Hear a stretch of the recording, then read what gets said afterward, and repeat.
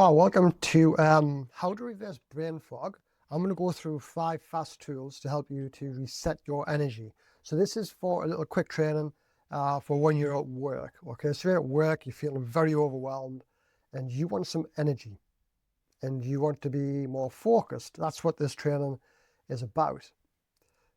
We want to get away from this. Okay, so when you think of overwhelm, this is kind of what you've got to try to think about. When you get into overwhelm, your brain pretty much becomes this grey, burnt out type of brain. Whereas what we want it to be full of energy, full of productivity, full of focus. And that's what we're going to do. And this is what this training is going to be about. Okay, so first of all, why does brain fog happen? So I'm just going to quickly go through why it happens.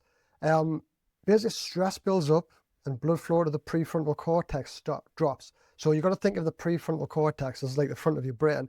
This is also known as like the executive brain or the thinking brain. And when stress builds up, blood flow kind of stops getting into that area of the brain, and that part of the brain actually goes offline. And this is why you feel foggy and distracted. You think slower and you become really overwhelmed with even just the simplest thing. Like every single decision you make, every single task you have to do, every interaction with somebody, that expends a little bit of energy. If you can think of yourself as like you wake up in the morning, like if you've got really good sleep and all that type of thing and your lifestyle's really good, you wake up with 100% energy. Every interaction you have, every little decision you make, every task that you do, this drains a little bit of your energy. And the bigger the task that is, or the bigger the conflict you have, or whatever that is, the more energy that drains. And this is why the prefrontal cortex goes offline, because there's just no energy left to keep it switched on. ADHD brains, these actually burn out faster, all right? And this is a really important point. And I want to explain why this happens. The first thing is, what we know of ADHD is that there's a kind of dysregulation with a few neurochemicals. The main one being dopamine. It used to be said that there was a downshift of dopamine. That's not true. There's just a dysregulation. So if you do have ADHD or you have traits of ADHD, when you're trying to focus on something, you don't have those baseline levels of dopamine. So you've got to think of dopamine as the motivation hormone. This is what gets us moving. For people with ADHD, if that task isn't even slightly interesting, there just isn't enough dopamine there to actually push forward on that task. This is why you can kind of just find yourself just sitting and staring, and you get distracted and you go into something else because that task in front of you is just so boring. You don't have that dopamine. You don't have those levels of dopamine that the neurotypical brain has to actually then go into that task. All right. So when you work on boring tasks, you are working really hard. So let's just say, I'll just put like an arbitrary number on here. Let's say the neurotypical brain expends 10% of energy on that task. You might be expending like 30 or 40% on that task because it's boring. You are working harder. And then there's also the hyperfocus side of things, all right? When you probably experience this when you go into hyperfocus, you're on a task and you just zoned in the whole time. Well, this again burns more energy because you are hyperfocused. You are in that zone. You are burning more energy at that time. And if you stay on that task for too long, that energy keeps depleting and depleting and depleting. All right, so hopefully that's kind of resonated with maybe how you're feeling at work, but also how brain fog actually happens. So what we've got to think about when you get brain fog, you are kind of pushing against a resistance. So let's say you're in a task and you've been doing that for sort of 2, 3, because this is one of the main problems, right? People are at work and they're working for 8 hours non-stop. They're not having any breaks. They're not having any lunch. Well, they might scoff down a sandwich, but they're just sitting task after task after task. They feel or they think they're getting stuff done, but they're not actually getting any further forward. They're just becoming more depleted and more depleted. So a task that might have taken you 20 minutes is now taking you an hour because that energy just isn't there. And it's like this. It's like pushing a boulder. There's that resistance there. You're pushing and pushing and pushing, but actually nothing is happening.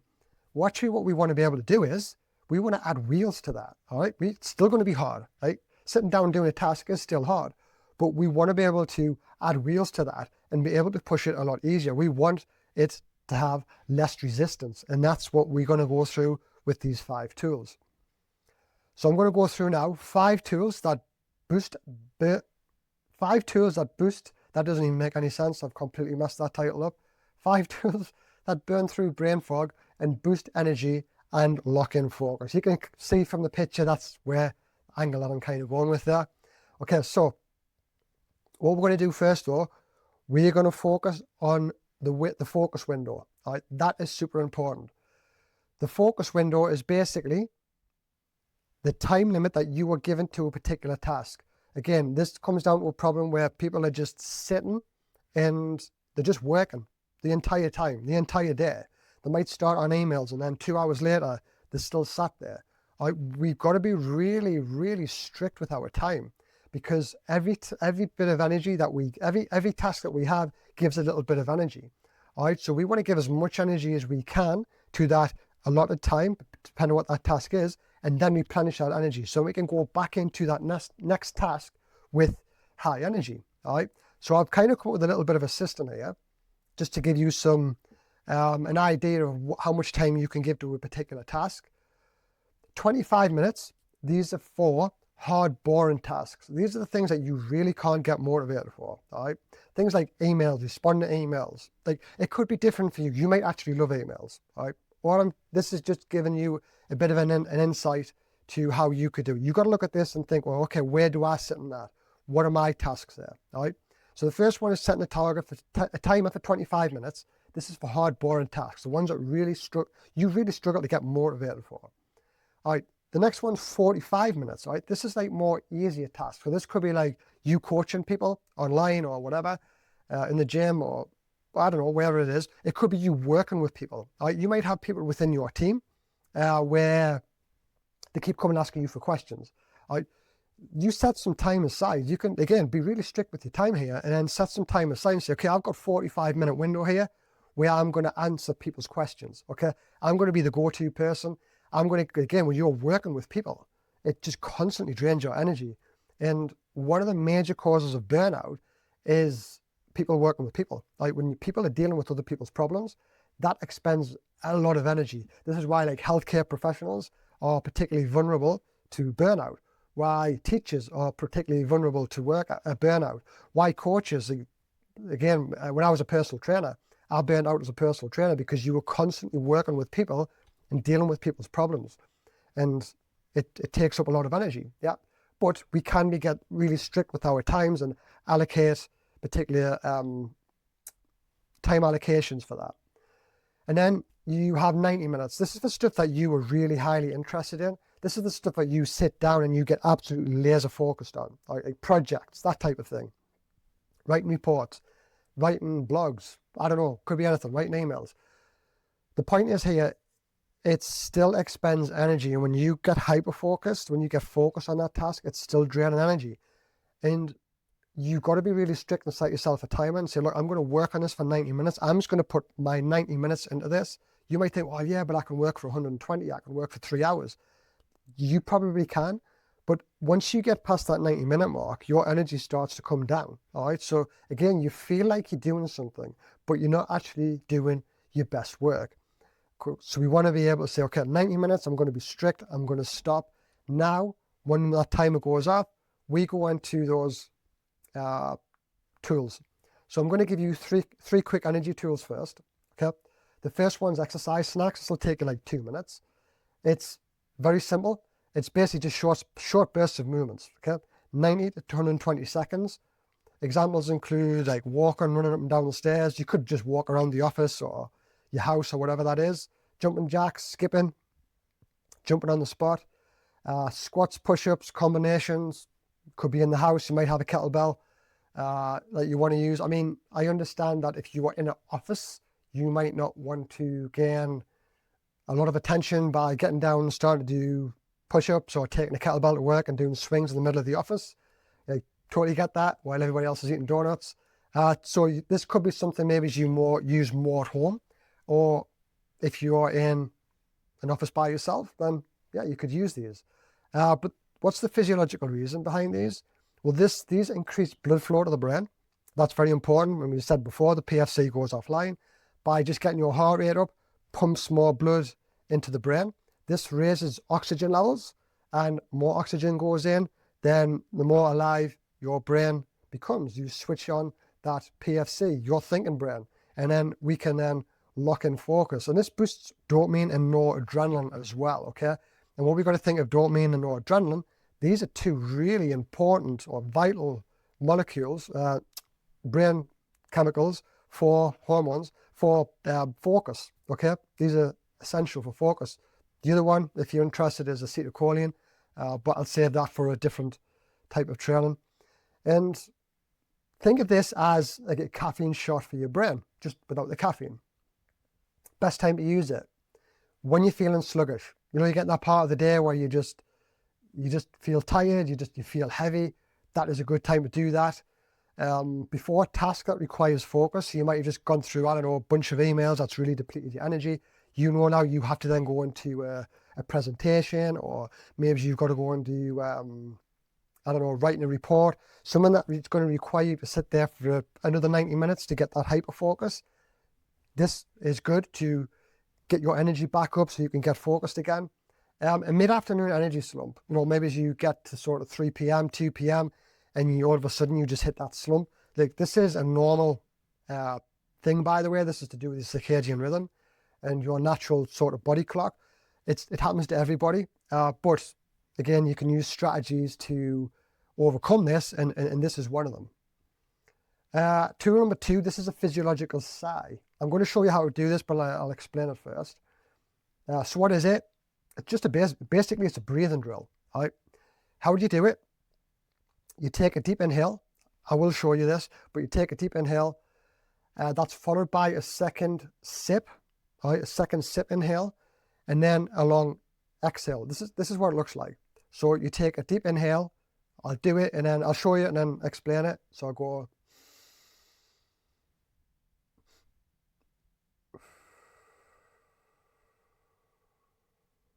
Yeah, so you take a deep inhale as much as you can, then a second kind of aggressive type of sip, inhale, and then you exhale and let that out, all right?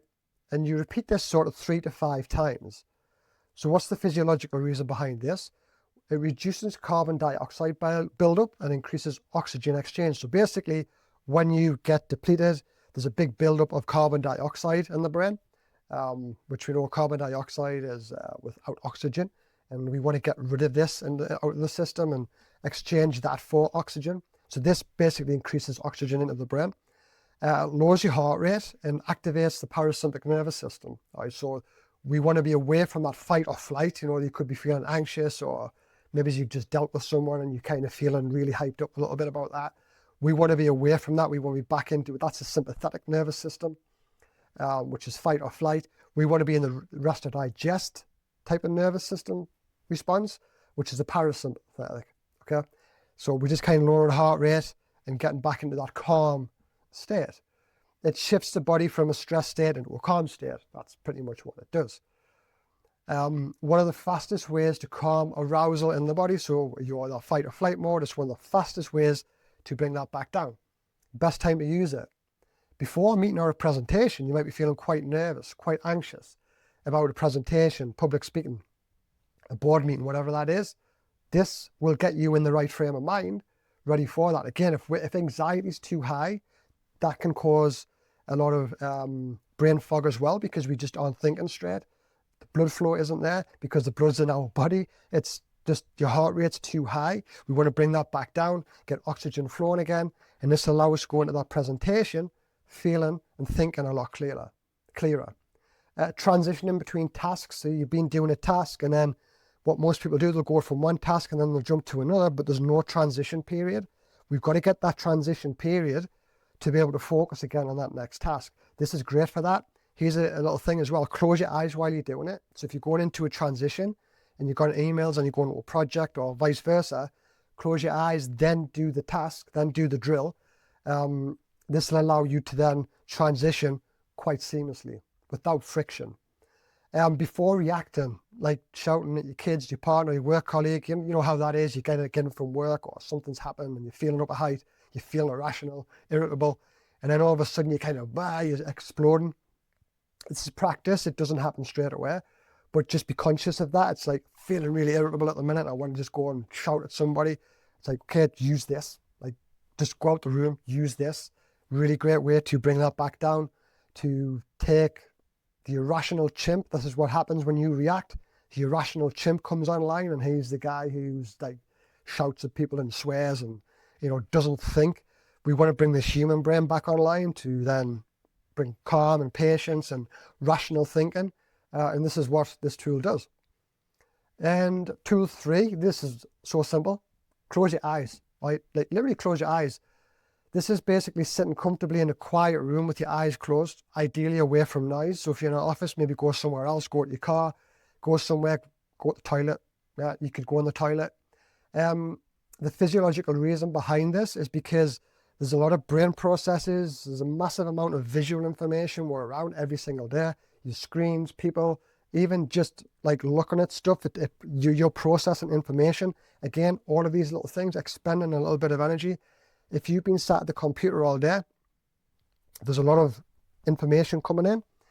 So just by closing your eyes, it just allows your brain to come back down to calm, reset itself, and then you can go back into that next task. Yeah, it's very simple. Reduces sensory overload, reduces corticolic demand, and allows mental circuits to reset. Again, we're thinking about those focused circuits. If we're focusing, then those circuits become overwhelmed, become kind of burnt out. So we want to be able to reset those circuits. So even just 2 minutes with your eyes closed allows those circuits to reset. Just a simple sensory reset. That's the best way to think about that. Best time to do it after long screen sessions. You've been on your computer for a long time. Just again, close your laptop, switch your screen off, whatever that is. When your brain feels overloaded, again, between tasks, you could go between this and you could use that physiological side. It's entirely up to you. Okay, brain fog annihilation tools. Okay, so there were quick energy. There were 3 quick energy tools. These ones are to annihilate brain fog. All right, these are probably my favorite ones. Tool 4, walk outside. These are going to take a bit longer. Walk outside for 10 to 15 minutes. What is it? Well, just walking outside. That's essentially what it is. Sunlight, fresh air, and a sensory reset. Again, if you are sat in the screens all day, you need to reset that sensory reset even. So just by going outside, especially if you're into nature, it just allows you to kind of reset that process. Getting fresh air, boosts serotonin, sunlight. We need that back into our eyes. Bonus points for greenery, water, or waves. Again, that's just a bonus point. Even if you're in the middle of a city and you can't get anywhere, still get outside. But if you can find any greenery, any water, any waves, this just brings a sense of calm back into your brain. The physiological reason, it increases blood flow to the brain. Again, like the other ones do. Switches the PFC back on because we're moving. Like the exercise snacks, we're kind of moving. But this one boosts more hormones. Okay, so getting outside boosts serotonin. This is good for mood and emotional control. Again, if you're feeling irritable, definitely get outside, go for a walk, boost those levels of serotonin, boost dopamine, motivation.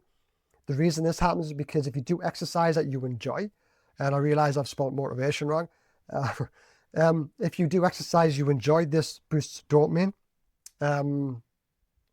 So most people like walking. It's pretty easy. It's quite enjoyable. So you're getting that motivation boost. Boosts endorphins. Think of these as mental energy.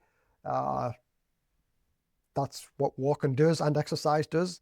Natural light regulates, again, bloody hell, I've spelled loads of words wrong here. Circadian rhythm, apparently. But natural light regulates circadian rhythm, which boosts energy focus later in the day. Okay, so natural light, I don't use this training to do this, but by going outside in natural light, especially first thing in the morning, regulates your circadian rhythm, which means your natural rhythms become more in tune, which means later in the day you're going to have more natural levels of energy and focused just by getting out into natural sunlight, especially at the early morning parts of the day. Okay, this Oh, yep. So think of this walking as a way to unstick your thinking and release ideas. Like I love walking just to release ideas when I'm struggling with a problem. I become really frustrated. Going outside nearly always solves that problem or gives us a new idea or a different way of thinking. Like loads of really successful people who use walking have had the attributed walking as one of their things that's helped them become successful. Steve Jobs, for example, Nikola Tesla, Thomas Edison, Charles Darwin, Charles Dickens, when he was writing his books, that was one of the things that he did. Walking is it's just such a powerful way to release ideas. So it's best for when your brain feels like, when you feel like you're fighting your brain. You get that point, you just feel like, I'm just fighting my brain. Go outside and walk. Just do that. Switch your laptop off. Doesn't matter what you're doing. Just go. Mid-afternoon energy slumps, again, awesome. I love to go outside about 2 o'clock. I know that I'm going to get a dip in energy around 2, 3 o'clock. So it's just a case of, right, my time is done. I'm not working. I'm going to go out. I'm going to walk. Before a task that requires deep focus, again, it unsticks your thinking. You've been sitting and doing emails, but you know you're going to have to go into something that's quite demands a lot of energy, a lot of focus. Go out for a walk first. What you'll find is you come back and you just think of that completely differently. You have better ideas or a better way of starting it or like whatever that is. The fifth and final one, okay, yoga nidra or non-sleep deep rest. This is one of the, honestly, this is like one of the best tools I've ever discovered. So what is it? It's a short guided, spelled guided wrong. I'm spelling a lot of things wrong. See, I must have done this in a state of brain fog. I'm sorry for the spelling mistakes. Okay, I'm not normally this bad. A short guided relaxation meditation. All right, 7 to 10 minutes. You can find it on YouTube. One of the ones that I love is from Ali Boothroyd. Try Ali Boothroyd. Anything by her is amazing. She's got like a really calm and relaxing voice, and yeah, it's fantastic. So what's the physiological reason behind this? Again, brings the PFC back online. Okay, there's a big theme behind this. What we're trying to do is we're trying to bring that prefrontal cortex back online again. All right, that is what we want them to do. It resets the focus circuits. Okay, so when you're on that state of deep relaxation, all those circuits that we spoke about before with dopamine, acetylcholine, and noradrenaline, it just brings those circuits back online. It's as powerful as a power nap. All right, it really is. Like sleep is the ultimate tool to reduce brain fog. Like if there was one thing, it's sleep. Like just sleep. Obviously, through the day we can't just lie down unless you work on Google. You can't go for a power nap. Most employees kind of frown upon that, and yeah. Anyway, but this is as powerful as a power nap. I'm going to give you a little time when I actually discovered this. So I was working in a communal office.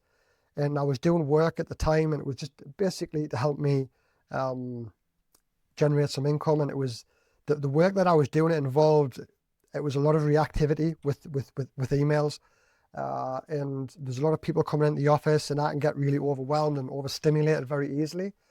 And I would get to like 2, 3 o'clock, and my brain would just hurt. It would really hurt. I would just at the time where I was just like, I can't stand to be in here. One of the things I started to do was to go for a walk, and I loved it. It was just going for a walk. And the other thing that I do was yoga nidra, and I couldn't do it in the office because I didn't want to sit in the office with loads of noise. You just can't do that. What I would do, I'd go and sit in my car, and I would sit in the back seat so no one could see us. Sitting in the front seat, you're always conscious that someone was going to just stand and look at you and, what's that guy doing? Anyway, I would just sit in the back seat, and I would put my headphones in, and I would just listen to a yoga nidra. Honestly, you would go back in, and it would just like it was like you had to sleep. Absolutely amazing. Think of it as a recovery session for your brain. That is what it is. It's like, yes, at the time you kind of, I haven't got 10 minutes to go and sit outside or do what it is.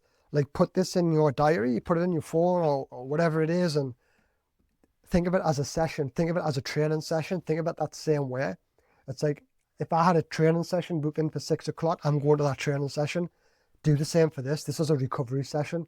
Book it in. Like if you know you get really overwhelmed and your energy dips and you get that energy crash at about 2, 3 o'clock, book it in for that. Then you'll do it. This is best for when you've hit that 3 p.m. crash, like we've just discussed. after a bout of intense focused work, so you've just done something, like I've done this now. This requires a lot of energy. I might go and do one of these now, or I might go for a walk. I haven't decided yet, but I'll probably do one of those things. When you're exhausted, but you can't sleep at night with racing thoughts, like this was game changing for me and my wife. One of our kids at the time was really young, and she was waking up like 7 times a night. It was just ridiculous. It was to the point where it was awful. And it was really difficult, and it seemed like it just went on for years. And it was probably like a few weeks or maybe a month or two, but it felt like it was years. Just felt like it was never going to end. But one of the things we struggled with was getting back to sleep on a night, and we start using yoga nidra. Just lie down, because as soon as you lie down, you feel wired. You start racing. What haven't I done for tomorrow? And you start thinking of everything, and then before you know it, 2 or 3 hours have gone, and you're still wide awake. Yoga nidra it takes your mind away from those racing thoughts, and it gets you in that relaxed state, and it's great for falling back to sleep. So it's good for mental energy, restore that mental energy, and it's also great for falling back to sleep. So that was your 5 tools. I hope that was helpful, and let me know how you get on with that, and let me know which was your best tool.